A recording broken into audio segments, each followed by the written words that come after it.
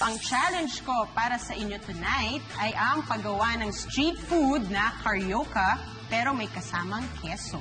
Timer starts now! Okay, halo ang condensed milk, the flour. The color and the texture is very nice. I love how it's turning out. Mix, mix, mix. Ikot-ikot like a merry-go-round. All right, next. Gitna. Dito. Ay, cold pa. Ah.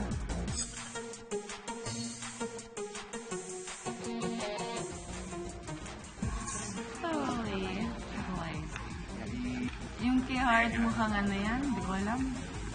Bilog na hindi bilog. To know, Yung kay Iya, ay similar sila. Walang originality.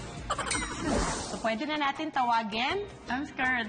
si Solen para tikman ang kanyang nilutong carioca. hilaw. Oo. Mukhang hindi masarap. Ano po ang pagkakamali? Oh my God, I'm sweating. I'm so nervous. Wow, very good plating, ha?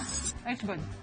Napakaganda ng presentation mo at nakaisip ka pa, no? Na makalagay at maituhog mo ang mga keso.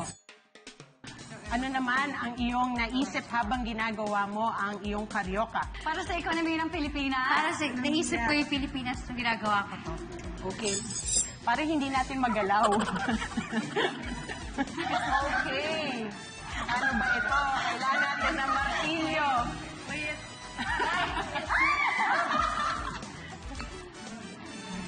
This is somewhat like a croquembouche.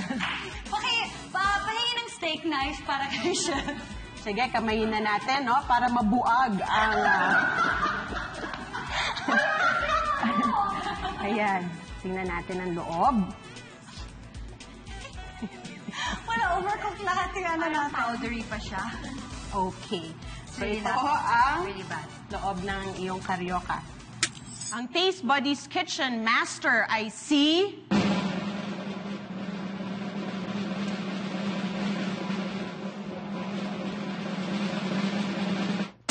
ay si Iya.